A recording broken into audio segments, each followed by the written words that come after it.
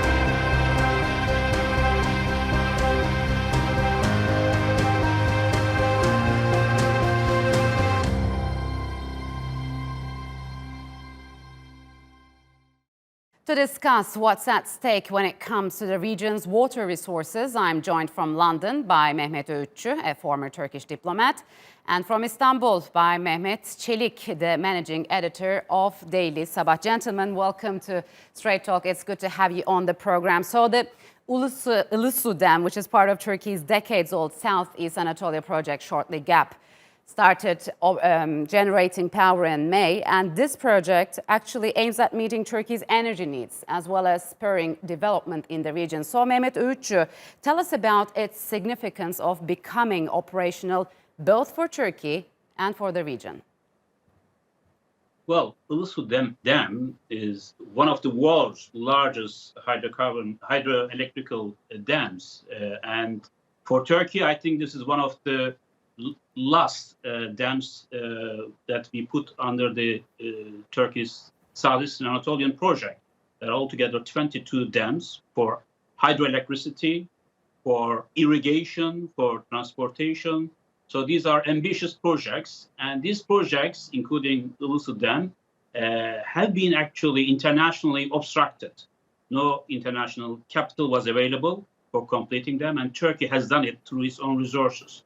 It creates controversy with regard to our neighbors, especially Iraq and Syria, and perhaps we can come to that as well. But in terms of electricity, it will provide 1.2 gigawatt of electricity when all the facilities will be operational. And in terms of water reservoir, I think it's around 11 billion cubic meters of water could be stored behind this dam. All right. So it's a gigantic dam, one of the largest in the world. Yes. Mehmet Celik in Iraq in 2018 requested Turkey to stop filling the dam, citing water shortages that was met with understanding by Ankara. But now that the dam has become operational, Iraq has voiced its concerns again. Why Iraq is so against these hydroelectric projects of Turkey? Well, I think Iraq is, against this construction of Turkey's own dams, claiming that when Turkey actually constructs these dams, the flow of water to the downstream riparian states the riparians will be affected, and ultimately it will affect the daily life there. However, I think the issue is deeper than that, and it has to do, in fact, first, with the lack of trust between Iraq and Turkey. Secondly, with the Iraq's own internal domestic problems, which are not new, which are not issues of the past decade. In fact, they go back to the Saddam Hussein era, because the areas that mostly are being affected, including Basra, for example, there is a really bad water management issues that are affecting the livelihoods of people in there. There is medical cities, for example, in those areas that all the waste goes into the actual water resources. So there is the lack of water management, and also the issue arising from internal politics in Iraq. So. Yes. Unstable government in Iraq uses these water problems and to create a sort of a controversy with Turkey, to say that the problem actually arises from Turkey, rather than blaming the own government for the misuse of water resources and mismanagement of water resources. Yeah. So I think, Iraqis have these complaints about Turkey's building the dams, but I think it should take advantage of Turkey's know-how in the region when it comes to water management, Turkey's expertise in water management, and also Turkey's stable government and relatively stable economy, to make sure that actually they can benefit from these transboundary water resources, rather than using the transboundary water resources as a matter of conflict and controversy with the neighbors. I think Iraq should focus on cooperation, and Turkey has always shown goodwill when it comes to managing water between the neighborhood. All right.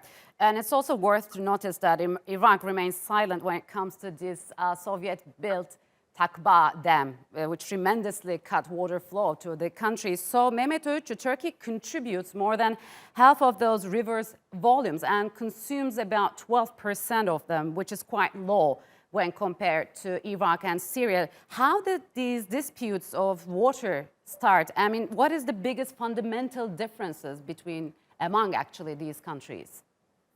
Well, if you allow me, I'd like to add a few words to what Mehmet Bey said. I agree fully with him about the domestic problems in terms of water management, the crisis. I mean, remember that Iraq has been in war for more than 40 years, devastated, and the water management, resources management is a huge issue there, waste of resources, we saw that.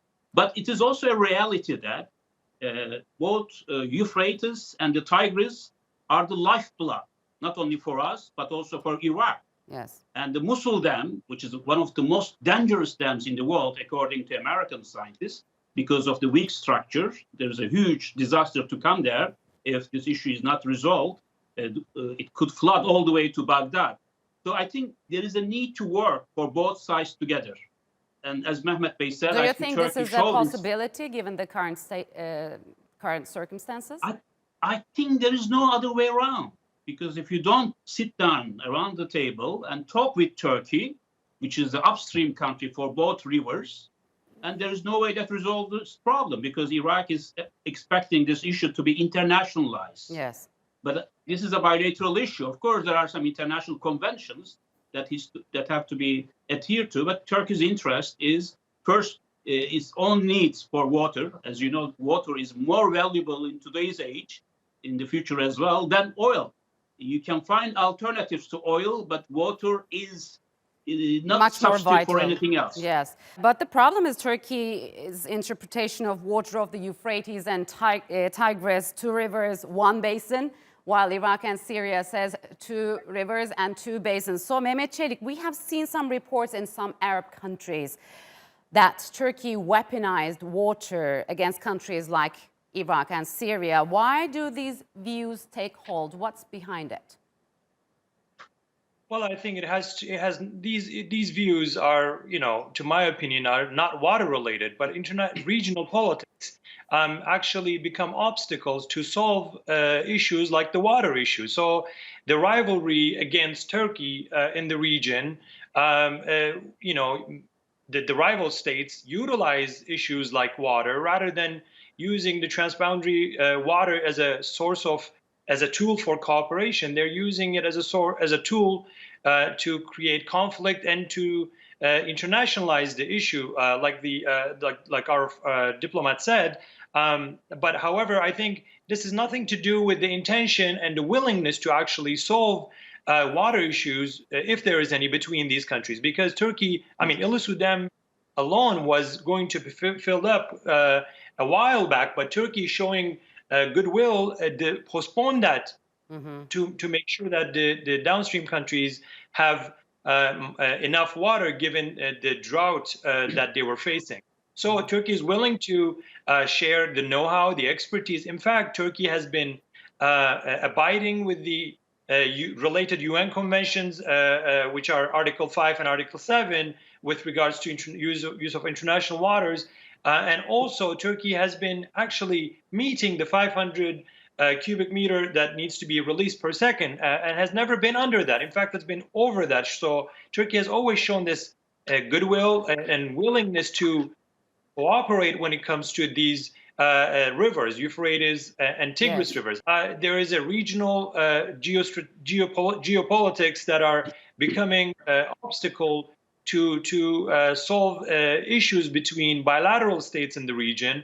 And unfortunately, these short-sighted views become problems for the people in the region. Yeah, Mehmet Ogutcu, is the region poised for water wars in the future unless an agreement is reached among these countries?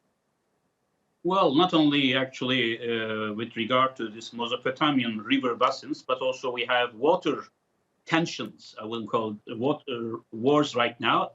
It might turn into that around the world, between India, Bangladesh, Pakistan, in Jordan, Israel, and wherever you turn, water, Canada and United States is a very precious thing to preserve. And it cannot be isolated from geopolitical calculation, unfortunately. Like in energy, we have energy wars, geopolitical tensions, and water will be the same, as it is so tight and scarce. And those nations who control the upstream will try to limit it for downstream nations for its own benefits. Yes. However, and if you want to have peaceful relations, especially between neighbors, and it is essential that we have to care about the downstream nations as well. I think Turkey has been doing this, calling for dialogue. Nobody can impose certain restrictions, but I think it is very important to have an objective study, feasibility about this water basins management, as I said, all the way from upstream Turkey to Persian Gulf region. And in this effort, the difficulty is that you have to deal very unstable nations, insecure nations, like Iraq, Syria, Iran, internationally isolated. And Turkey is in the most advantageous position, of course. All right. Because we control the upstream. Yes. However, it is important, as I repeatedly said, that we sit down and take the initiative, rather than leave it to downstream nations, take the initiative to arrange resource management, water resource management in the region, because Iraq is really leading towards a catastrophe. All right. In terms of water then we'll have scarcity. to wait and see Turkey's initiatives in the coming future. Gentlemen, unfortunately, we're out of time. Thank you very much for joining us on Straight Talk. Appreciate it a lot.